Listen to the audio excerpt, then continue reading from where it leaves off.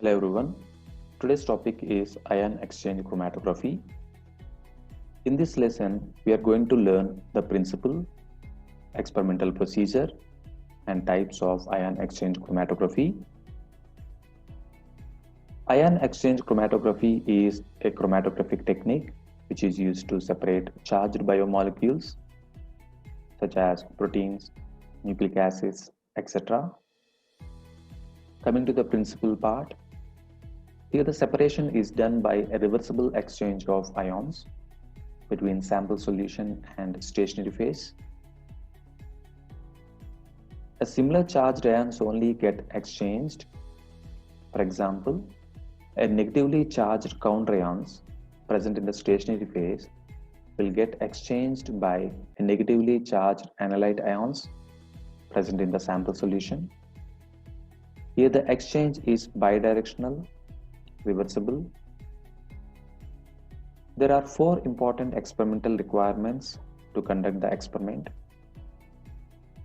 First one is ion exchange regime, which is also called as a stationary phase, which is containing two important components, resin component and ion exchanger.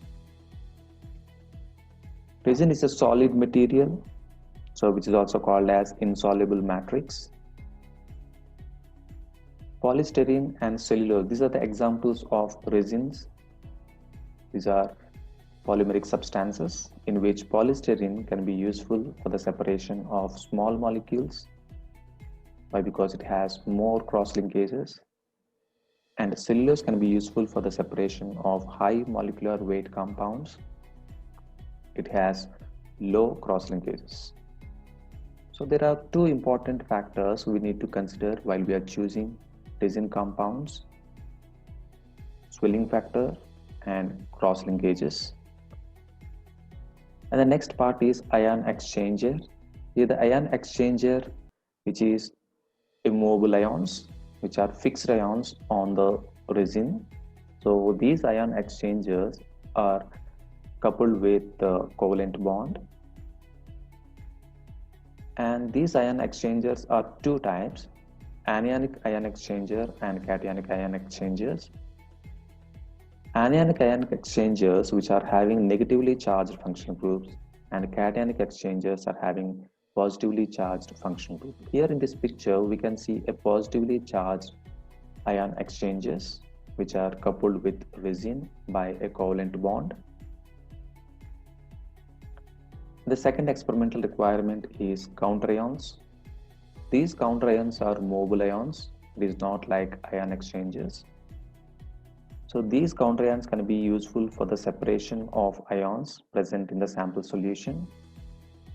For example, a negatively charged counter ions will be useful for the separation of negative ions, and positively charged counter ions will be useful for the separation of positive ions present in the sample solution.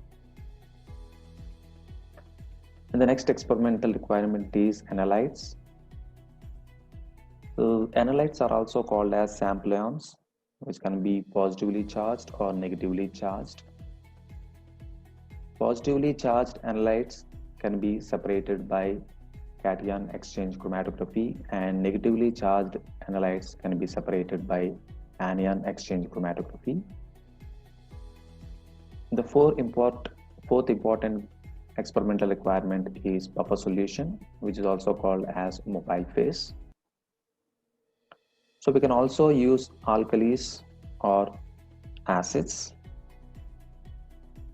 and these are the important buffer solutions that we can use here: phosphate buffer, borate buffer. We can also use 0.1 normal HCl solution or 0.1 normal NaOH solution according to the procedure. So these buffer solutions will be useful for the two purposes. Two functions will be performed by these buffer solutions. First one is which imparts a charge to the sample solution. If the sample solution doesn't have any charge, so there is no use of ion exchange chromatography. We cannot separate it. So here this buffer solution will be imparting a charge to the sample.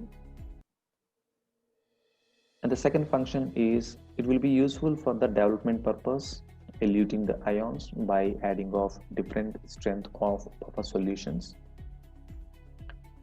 If you are not adding buffer solutions, we cannot separate the sample components. It is an eluting agent. Coming to the applications of ion exchange chromatography. Ion exchange chromatography can be useful for the separation of proteins, nucleic acids, and also useful for purification of water. Why? Because water is having positive charge or negative charge ions due to its hardness. So these ions can be separated by an ion exchange chromatography. There is a concept called isoelectric pH. So we need to learn about it to know about the separation of proteins. Isoelectric pH is a pH at which molecules shows no electric charge, no net electric charge. A protein molecule, so which is producing zero electric charge at isoelectric pH. But when we change the isoelectric pH, so we can impart a net charge to the protein molecules.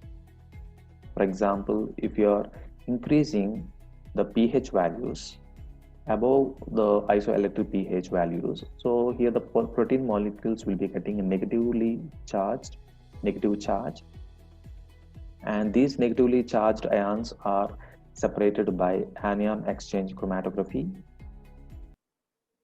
And below this isoelectric pH, these protein molecules will be getting positive charge, and positively charged ions are separated by cation exchange chromatography. There are two important techniques, so which can be explained, which is explaining the separation part: anionic exchange chromatography and cationic exchange chromatography. Anionic exchange chromatography will be useful for the separation of anions present in the sample. Here we can use anionic counterions. The second one is cationic exchange chromatography, useful for the separation of cation sample present in the sample mixture. Here we can use cationic counterions. Coming to the first technique, anionic exchange chromatography. So this technique will be useful for the separation of anions present in the sample mixture.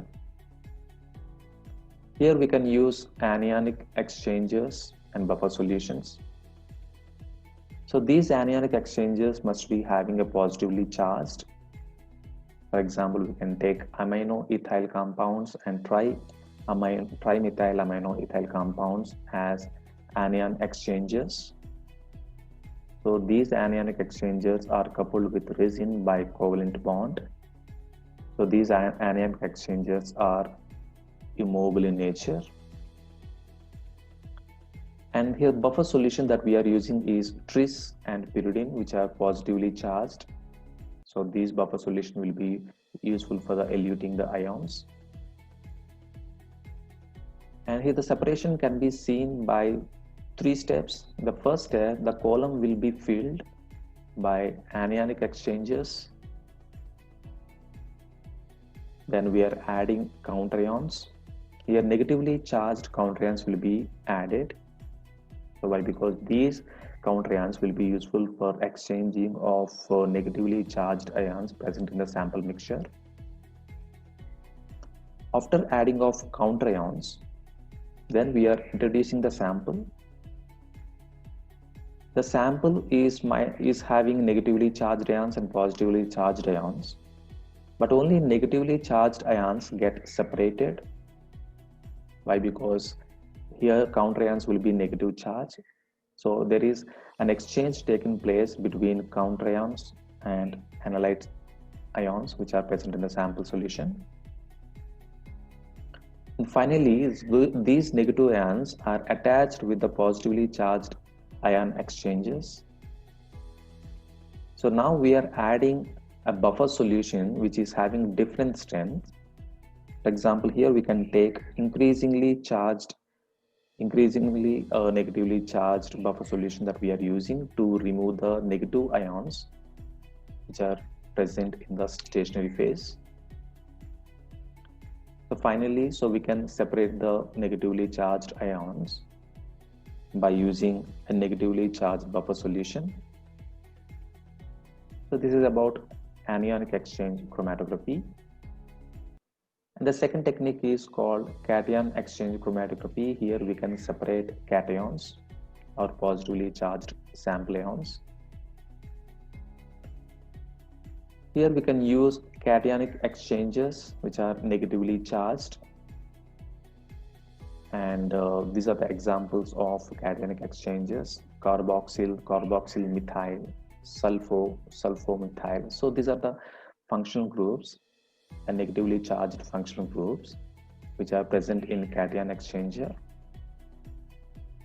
And here we can use acetate buffer, phosphate buffer, and lactate buffer for the separation of cations. So this separation here, the sample components get separated by 3 steps. In the first step, column will be filled with cationic exchangers. So these cationic exchangers are coupled with the resin by a covalent bond. Then we are adding counter ions. So here positively charged counter ions are added. So these positively charged counter ions will be attaching with negatively charged cation exchangers. Now we are introducing the sample. The sample is having positive charge, negative charge, but only positive charges are get separated or exchanged with the counter ions. Here the separation is done by the buffer solution. Why? Because buffer solution is acting as an eluting agent. Here increasingly positive charged buffer solution will be used. For example, we can see here a single positive charge will be useful for the separation of a single positive charged ions, and double positive charged buffer solution will be useful for eluting a double positive charged sample ions, and triple positive charged will be useful for the separating triple positive charged sample ions. So that means we have to use the buffer solution which is increasingly positive charged. Then we can separate the cations present in the sample mixture. So this is about cationic exchange chromatography.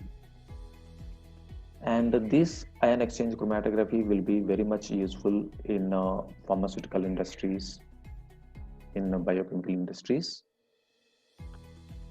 It is mainly useful for the separation of biomolecules like proteins and nucleic acids. Of course, it is also useful for the separation of water molecules, the sample impurities present in the water molecules, and we can purify the water. This is about ion exchange chromatography. Thank you.